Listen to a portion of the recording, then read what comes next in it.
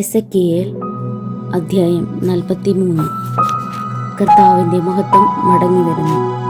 പിന്നീട് അവൻ എന്നെ കിഴക്കേ പടിപ്പുരയിലേക്ക് കൊണ്ടുവന്നു.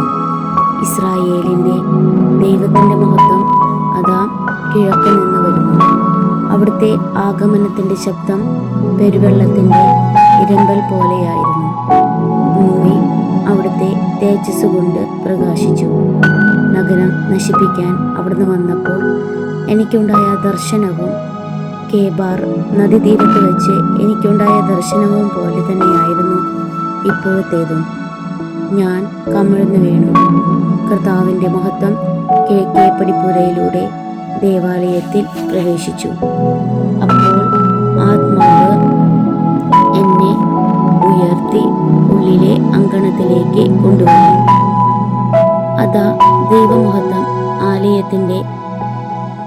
ആലയത്തിൽ നിറഞ്ഞു നിൽക്കുന്നു. ആ മനുഷ്യൻ അപ്പോഴും എൻ്റെ അടുത്തുണ്ടായിരുന്നു. അപ്പോൾ ദേവാലയത്തിനകത്തു നിന്ന് ആരോ എന്നോട് സംസാരിക്കുന്നത് ഞാൻ കേട്ടു. അത് ഇപ്രകാരമായിരുന്നു: മനുഷ്യപുത്ര, എൻ്റെ സിംഹാസനവും പാദപീഠവും ഇസ്രായേൽ മക്കളുടെ ഇടയിൽ ഞാൻ നിത്യമായി വസിക്കുന്ന ഇടവും ഇതാണ്. ഇസ്രായേൽ ഭവനം അവരോ അവരുടെ രാജാക്കന്മാരോ തങ്ങളുടെ വ്യഭിചാരം കൊണ്ടും രാജാക്കന്മാരുടെ മൃതശരീരങ്ങൾ കൊണ്ടും എൻ്റെ പരിശുദ്ധ നാമം മേലിൽ അശുദ്ധമാക്കുകയില്ല. അവർ തങ്ങളുടെ ഉമ്മറപ്പടികളും വാതിൽപ്പടികളും എൻ്റെ ഉമ്മറപ്പടികൾക്കും വാതിൽപ്പടികൾക്കും അരികിൽ സ്ഥാപിച്ചു. അവർക്കും എനിക്കും ഇടയിൽ ഒരു ഭിത്തി മാത്രമേ ഉള്ളൂ. തങ്ങളുടെ മ്ലേച്ഛതകൾ വഴി എൻ്റെ പരിശുദ്ധ നാമത്തെ അവർ അശുദ്ധമാക്കി. അതുകൊണ്ട് ഞാൻ അവരെ എൻ്റെ കോപത്തിൽ നശിപ്പിച്ചു. അവർ തങ്ങളുടെ അവിശ്വസ്തതയും രാജാക്കന്മാരുടെ മൃതശരീരങ്ങളും എന്നിൽ നിന്നും ദൂരെ മാറ്റട്ടെ. അപ്പോൾ ഞാൻ അവരുടെ മധ്യേ എന്നെന്നും വസിക്കും. മനുഷ്യപുത്ര, ഇസ്രായേൽ ഭവനം തങ്ങളുടെ അകൃത്യങ്ങളെപ്പറ്റി ലജ്ജിക്കേണ്ടതിനെ ദേവാലയവും അതിൻ്റെ അളവും രൂപവും നീ അവർക്ക് വിവരിച്ചു കൊടുക്കുക. തങ്ങൾ ചെയ്തിട്ടുള്ള സകല കാര്യങ്ങളെപ്പറ്റിയും അവർ ലജ്ജിക്കുകയാണെങ്കിൽ ദേവാലയവും അതിൻ്റെ സംവിധാനവും പുറത്തേക്കും അകത്തേക്കുമുള്ള മാർഗങ്ങളും അതിൻ്റെ പൂർണ്ണരൂപവും കാണിച്ചു കൊടുക്കുക. അതിൻ്റെ എല്ലാ നിയമങ്ങളും ചട്ടങ്ങളും അവരെ അറിയിക്കുക. ഈ നിയമങ്ങളും ചട്ടങ്ങളും അവർ പാലിക്കേണ്ടതിനെ അവർ കാണുകയെ അവ എഴുതി വയ്ക്കുക. ദേവാലയത്തിൻ്റെ നിയമം ഇതാണ്: മലമുകളിൽ ദേവാലയത്തിന് ചുറ്റുമുള്ള സ്ഥലം മുഴുവൻ ഏറ്റവും വിശുദ്ധമായിരിക്കും. ഇതാണ് ദേവാലയത്തിൻ്റെ നിയമം. ബലിപീഠത്തിൻ്റെ അളവുകൾ മുഴം കണക്കിന്, ഒരു സാധാരണ മുഴവും കൈപ്പത്തിയും ചേർന്നത് ഇവയാണ്. അതിൻ്റെ അടിത്തറയ്ക്ക് ഒരു മുഴം കനവും ഒരു മുഴം വീതിയും. അതിൻ്റെ വക്ക് ഒരു ചാൺ തള്ളി നിൽക്കണം.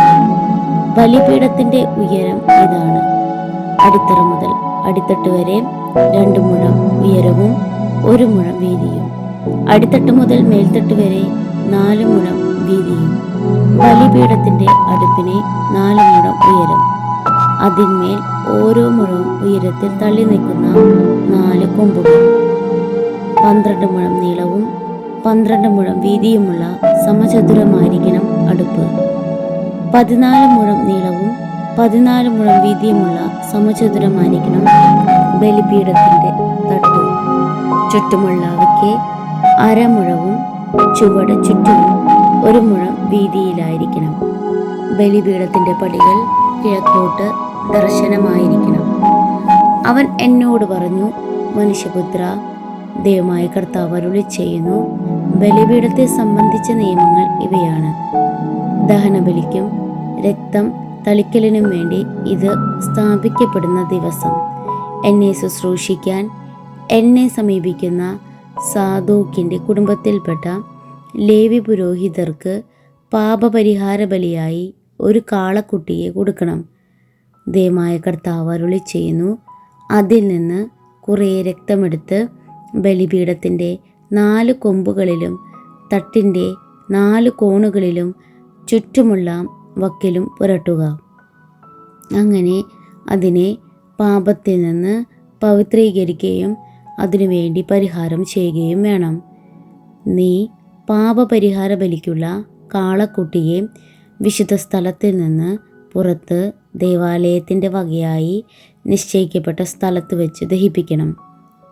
2-ാം ദിവസം ഊനമറ്റ ഒരു കോലാട്ടുകൊറ്റനെ പാപപരിഹാര ബലിയായി നീ അർപ്പിക്കണം. കാളക്കുട്ടിയെ കൊണ്ട് ബലിപീഠം ശുദ്ധീകരിച്ചതുപോലെ ഇതിനെക്കൊണ്ടും ശുദ്ധീകരിക്കണം. അത് ശുദ്ധീകരിച്ചു കഴിയുമ്പോൾ ഊനമറ്റ ഒരു കാളക്കുട്ടിയെയും ആട്ടിൻകൂട്ടത്തിൽ നിന്ന് ഊനമറ്റ ഒരു മുട്ടാടിനെയും നീ ബലിയർപ്പിക്കണം.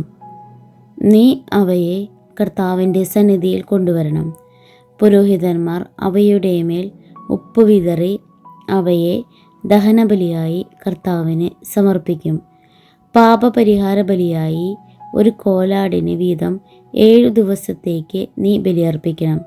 ഊനമറ്റ ഒരു കാളക്കുട്ടിയെയും ആട്ടിൻകൂട്ടത്തിൽ നിന്ന് ഊനമറ്റ ഒരു ആട്ടിൻകൊറ്റനെയും കൂടി നീ ഇപ്രകാരം സമർപ്പിക്കണം.